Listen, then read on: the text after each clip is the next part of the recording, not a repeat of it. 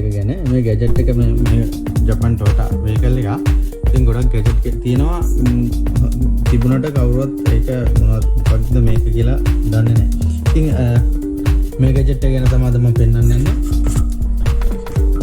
මේක තියෙන්නේ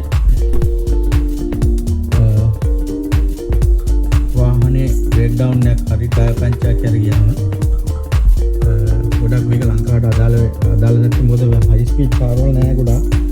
ඉතින් හයිවේ විතරයි අපිටත් තියෙන්නේ. හයි ස්පීඩ් පාරවල් වල යනකොට වාහනේ නවත්තද්දී පේනවා. ඈත දිහා පේන්න තමයි මේක මෙහෙම ප්‍රෙස් කරලා මෙන්න මෙතනින් ගලවන්න තියෙනවා.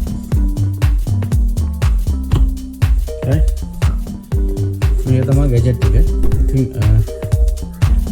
මේක තියෙනවා ගිනි පෙට්ටිය වගේ කෑල්ලක්. ඊට පස්සේ මේක තියෙනවා අපේ අර මෙන්න මෙහෙම ගහන්න තියෙන්නේ. ගහපුවම මේක පත්තු වෙනවා. මම පත්තු කරලත් පෙන්නන්නම්. ඉතින් මේක ක්‍රමවේදේ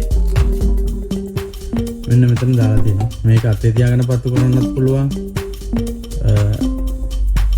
ඒ වගේම බිම දාලා පත්තු කරන්නත් පුළුවන් කියලා තමයි මේක සඳහන් වෙන්නේ. ඉතින් මේක තියෙන්නේ ජපන් වලින් ගොඩක් අයට දන්නේ නැහැ. ඉතින් අද මම මේක පත්තු කරලා පෙන්නනවා ඔයාලට.